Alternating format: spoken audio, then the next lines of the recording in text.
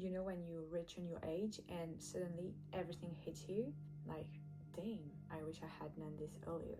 So yes, I turned 22 a week ago, and it got me thinking about everything. Like everything I've learned, but mostly everything I wish someone had told me sooner. The thing that would have made life so much easier if I had known that earlier. Let's talk.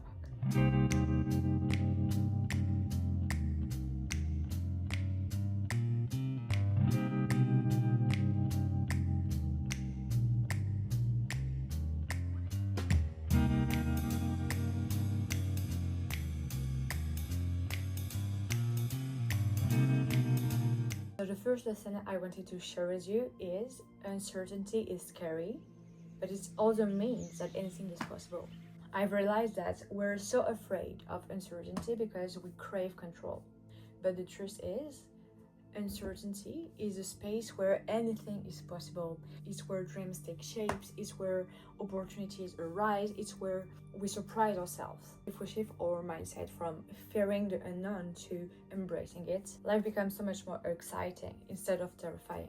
Sorry if you hear some noises, it's my boyfriend, he's playing video games behind me, And the thing is, the way you look at uncertainty will define the way you'll experience it. So why not see it as the beginning of something amazing rather than something to fear? Nobody is going to save you. It's only for a long time I secretly wish that someone will come and tell me what to do. Someone who will push me, guide me, and make life easier. But no one's coming. And no one will come to save you. So yes, you are your own hero, your own savior, I don't know, your own prince, but no one's going to save you. Personally, I wish it was my parents, and I made a lot of excuses justifying this need. And no, they don't have to come save me. I have to do it myself, because if I don't, who will? I have my own power in my hands, and waiting for someone to come help you, waiting for someone to do things, literally means that you're putting the course of your life in the hands of someone else. So you're giving your power away to someone else. The moment you stop waiting for validation, you stop waiting for the perfect moment, you stop waiting for this passionate person to do something, is the moment everything changes. No one is coming to do the work for you. You have to do it yourself. Yes, you're being an adult right now, you have a lot of responsibility, and yes, it will be so much easier if we all have someone to help us every time and tell us what to do. But that's not life. It's not working like that. So you have to help yourself. Get your shit together, because no one's coming to save you. And I know it can be harsh, and it's not a bad thing, because it means you have the power to create the life you want. You have control over your life. When you know that nobody's coming to save you, you take your power back. You're taking control over your life, because now you know that you have to take action by yourself, and you can't afford to wait for people that don't have the same mindset as you, and that don't wish the same things, who don't have the same desire. So yes, no one's coming to save you. You have to do the work. Perfectionism is a trap. I used to think perfectionism was a good thing. I used to think that perfectionism pushed me to be the best, because I was working on every detail and making sure that everything was perfect. I thought being a perfectionist meant I had high standards, but that's not true. The truth is that perfectionism is another way of sabotaging yourself. Perfectionism comes from a fear. Let's be real. Perfectionism keeps you stuck, stops you from finishing your projects, and makes you overthink everything until you do nothing at all. Done is better than perfect. Nobody cares about your work being perfect, but everybody cares about your work being real, existing, being done. When I was in my big perfectionism crisis, I was struggling and doing research and overthinking my project every day, all day long. And at the end of the day, I did nothing. I was just here panicking, being overwhelmed because I did nothing at all, because nothing was too good, or I needed to do this before and this before. Perfectionism keeps you stuck. Done is always better than perfect, because nobody cares about your work being perfect, but everybody cares about your work being real, being done. Imagine I'm in college. If I have and homework to do, and I procrastinate. I'm being a perfectionist and I do nothing at all. The day comes and I have nothing to give to my teacher. And I will say to her, "Oh, sorry, it was not perfect." Do you think my teacher prefers me to give her something imperfect but done, or give her nothing because it was imperfect and I didn't finish it? The first one, I've been. If you never try, you've already failed. Trying means exposing yourself to failure. And I know it sucks, and I know it can be embarrassing, it can be frustrating, and it can be painful, but not trying is way worse. Because at least when you try, you give yourself a shot at success. You give yourself a chance of succeeding. And if you never try, your chance of succeeding is, let me think, 0. And that's 100% accurate science. If you don't do anything at all, you will have nothing and nothing will change. That's it. That's life. So the real question is, would you rather face the pain of failure or the pain of regret? Because either way, life will challenge you. You just have to pick your battle. You have more time than you think. I constantly feel like I'm running out of time. Like I don't have enough hours in the day to do everything I need to do. Like I have to do everything now or I'll miss my chance. And to be honest with you, that pressure is exhausting, it's overwhelming. And the truth is, life is long. We have enough time to fail, to succeed, to start over, to explore. The idea that we need to have everything figured out in our early 20s is just not real. It's impossible. So please take a deep breath. You're not behind. Absolutely not. You're exactly where you need to be. No one is really paying attention as much as they think. This is called the spotlight effect. We believe that everyone notices everything about us. The awkward thing we ate, the pimple on our face, or the fact that we tripped on the sidewalk. But the thing is, people are too busy about themselves to care about you. That's real. And it can be scary for some people because they feel really alone, but I think it's really freeing because you can start embracing yourself, being authentic, take risk, do things you don't normally do, step out of your comfort zone, because at the end of the day, nobody cares. Nobody is really watching you. Do whatever you want, dress whatever you want, because nobody is really paying attention as much as you think. Comfort zones are the most dangerous place. Staying in your comfort zone may feel safe, but it keeps you from growing. And it's easy to believe that avoiding discomfort protects us, but growth happens when we step into the unknown. Staying comfortable keeps us small, and yes, the fear of discomfort is real. But what's scarier is looking back years later and realizing you never pushed yourself, you never actually tried, and never actually unlocked your potential. Because the truth is, if you want a different life, you need to face discomfort. You have to be willing to be uncomfortable, and only then you can unlock your potential. It's not the other way around. Step out of your comfort zone, do things that makes you cringe, makes you feel uncomfortable, because that is where real growth happens. Letting go hurts way less than holding on. I've realized that we often hold on to things, people, and situations that feel safe, that feel familiar, but holding on to things that don't serve you causes way more pain in the long run. And yes, letting go may be difficult, it may be painful, but it opens up space for new opportunities, for new relationships, for better things to come. One important thing to know is that the pain of release is temporary, but the freedom you gain from it is not. So yes, letting go is an act of strength, not weakness, and is the first step to inner peace. You need to make your own mistakes. Yes, advice can be helpful, but you can only truly learn through your own experience. Mistakes aren't failures. They're lessons that teach you what works for you and what doesn't. So don't be afraid to make them. Life is about trial and error. Embrace your mistake as a part of the process of becoming who you want to be and who you're meant to be. And remember that every mistake brings you closer to your goals and dreams, because every mistake teaches you something. Discipline beats motivation every time. First of all, motivation is unreliable. It comes and goes, and if you depend on it, you'll never be consistent. Discipline, however, is a choice. It's showing up every day, even if you're tired, even if you don't feel like it. It's being consistent every single day, even if it's not perfect. Motivation may spark the fire, but discipline is what keeps the fire burning. Other people are mirrors. Everyone you meet reflects something about you. your strengths, your fear, insecurities, whatever. If someone triggers you, it's often because there's something you need to work on within yourself. And people act as mirrors, showing us aspects of ourselves we may not want to face or we may not consciously know. The way you treat yourself sets the standard for how others will treat you. How you treat yourself is a blueprint of how others will treat you.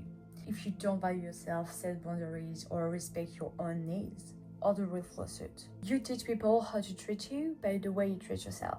So if you allow people to overstep your boundaries or disregard your words, you're essentially telling them that it's okay to do so. On the other hand, if you take care of your needs, honor your feelings, set clear boundaries, and stand firm in your values, people will mirror how you treat yourself. So take care of yourself first. Self-respect is contagious, and it's the foundation of all healthy relationships. One bad day doesn't mean a bad life. Yes, we all have moments where everything seems to go wrong. It can be a bad day, a mistake, a setback, whatever. But the thing is, one bad day doesn't mean a bad life. It's only a day, you can't wake up tomorrow and do your best. And I know that a mistake, a bad day, or a failure can make it feel like our life is totally falling apart. But remember, a bad day doesn't define you. A mistake doesn't define you. It's temporary. It will pass. You need to let go of it, and you need to learn the lesson of it. And life is a series of ups and downs, and no single event can define the course of your entire life. Don't make one single event make you forget all you accomplished, all the single progress you made. Tomorrow is a new opportunity, and one rough day doesn't erase everything else you've accomplished. And at the end, a bad day is just that. A day, not your whole life. Your inner child is your most authentic self. Before the world told you you should be, before self-doubt took hold, you were pure, authentic, and full of potential. And your inner child, full of creativity, curiosity, and wonder, is still within you. Reconnect with that version of yourself. So do the things that once brought you joy, the things that once lit you up as a child. Play, explore, imagine, create, embrace this innocence, and know that your inner child knows what's true for you. Your most authentic self is the one that hasn't been shaped by external belief or a certain education. So this means that your most authentic self is your inner child, because as we said earlier, your inner child is the one you were before the world told you who you should be and self-doubt took hold. And when you take time to listen to your inner child, to create, to make art, to do things that once brought you joy, you reconnect with who you really are. You reconnect with your authentic self. The people who truly support you might not be who you expected. We often expect our biggest supporters to come from familiar places, like family, close friends, or colleagues. But sometimes the people who truly support you will come from totally unexpected places. Not everyone around you will have the vision or understanding of who you are becoming or who you want to be. And that's okay. And real support comes from those who really see you, your life, your goals, your struggle, your vision, your passions. And yes, it might not be the person you thought it would be or the one you wanted, and that's totally okay. Personally, when I started doing content like on TikTok or YouTube, I thought my close friends and family will subscribe to my channel. And the truth is, 90% of my followers are strangers.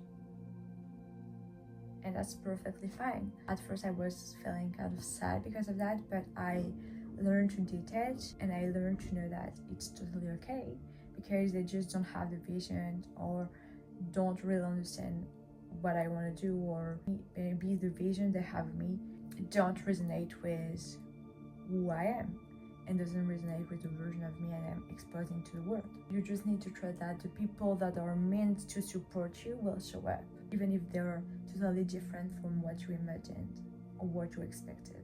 Let go of expectation and embrace those who genuinely lift you up. Self-love isn't a luxury, it's a necessity. Self-love is not something you can reserve for a special occasion or just when you feel good. It's essential for your well-being. And loving yourself isn't just about feeling good in the moment. It's truly about believing and understanding your worth, your potential, your value, and treating yourself with kindness, respect, and care. It's knowing that you deserve success, happiness, peace. Self-love is the foundation upon which everything else is built. If you don't love yourself, You will never believe that you deserve the best life has to offer. So yes, self-love isn't a luxury, it's a necessity to live a fulfilled and authentic life. Everything is a matter of mindset. Your mindset is the lens through which you view the world. And the way you perceive situations and obstacles can really and directly impact how you experience them. Obstacles can be setbacks or opportunities, failures can margin or fuel growth, etc. Life isn't just about what happens to you, it's really how you respond. So shift your perspective and you'll find growth even in hardship. And if you want to know more on the mindset, you can go on my channel. I have a video dedicated on the mindset. You are not your thought. Your thoughts do not define who you are. Thoughts are just that, thought. They fleeting, they come and go, and they often have no basis in reality. Not every thought have is truth, not every feeling you experience is permanent. And the key here is to observe your thoughts without identifying to them. And I know it's easier said than done, and I really recommend your book, but I can't remember the name, so I will put this in the bio. But it's from Michael Assinger. You can choose which thoughts you choose to engage with and which you let pass. You are not your fears, you are not your insecurities and your doubts. You are the observer, the one who can step back and choose how to respond to this thought. Learning to separate yourself from those thoughts really gives you the power to reshape your reality. Acceptance is the key to peace. I found that fighting reality only creates inner turmoil. The more you resist what is, the harder life feels. Acceptance isn't about giving up or resigning to a life of passivity. It's about making peace with the present moment, even if it's not perfect. When you accept things as they are, without judgment or resistance, you'll free yourself from unnecessary stress or anxiety.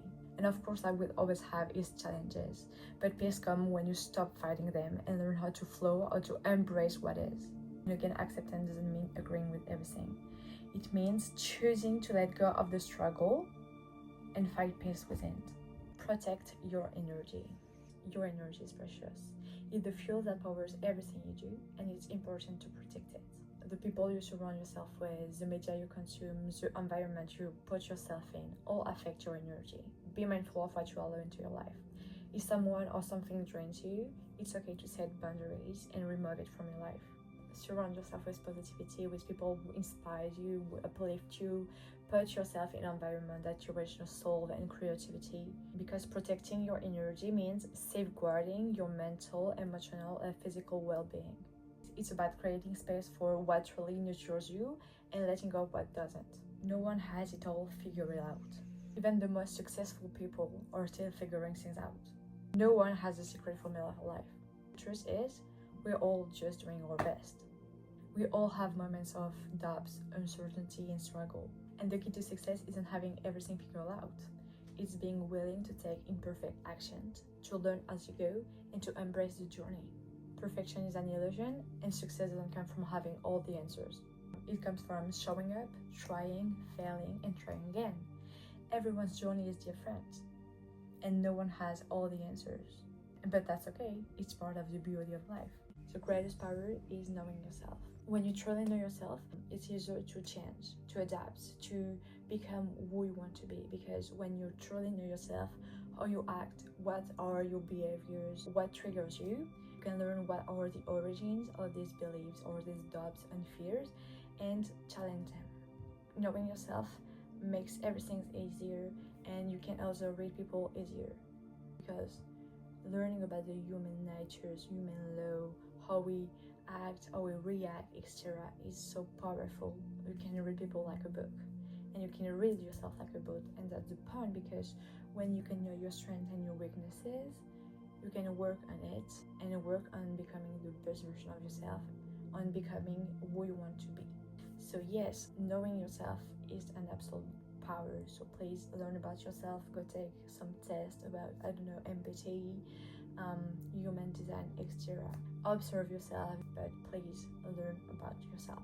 Stop comparing yourself. Comparing yourself only dims your light. Why do you compare someone level 99 to your level 1? That's not fair. They have all these experiences, all these failures, all these lessons, because their past, their journey made them learn. And right now you're just starting. Why comparing yourself to this person? And nowadays, social media puts some standards on us, on our shoulders, and it's becoming so easy to be impacted by external pressures and validation. Because of social media, we think that beauty is this and that. We think that success is this and that. And as a content creator, I struggle with comparing myself with other creators, thinking, oh my god, they're so confident, they know a lot, and I don't have anything more about them, like more than them, or I don't have something unique about myself. And I was always comparing myself. I was like, I don't see any growth. But yes, I just started like 1 month ago. They've been doing it for 1 to 10 years. Why comparing myself? Everyone's journey is different, and it will only dim your lights, only make you stress, only make you feel bad about yourself, losing confidence and self-love.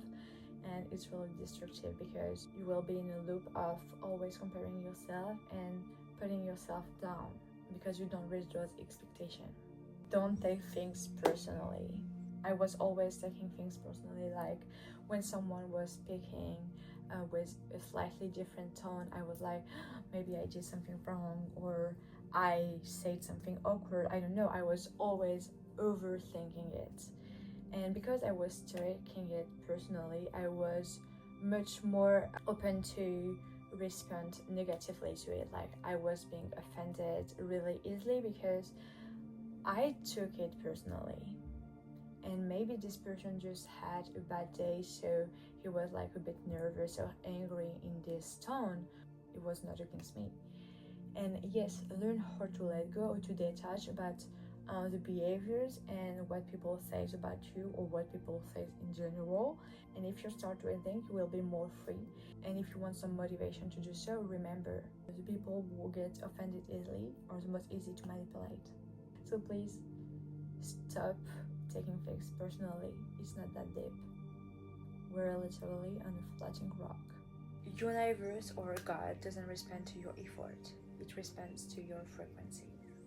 We've been taught that hard work is the key to everything. But while effort matters, it's not the determining factor, because the universe doesn't respond to struggle. It responds to elements and frequencies. And everything is frequency, everything is energy. I've already said it. I also have a video on the subject. And your energy, your beliefs, your state of mind shapes your reality far more than how hard you try. When you operate from strength, lack, or fear, you will attract more of that. But when you raise your frequency, when you embody the version of yourself that already has everything you desire, that already has what you want, that's when things start flowing. And effort without alignment leads to burnout, and we don't want that. I've been there before and it's horrible.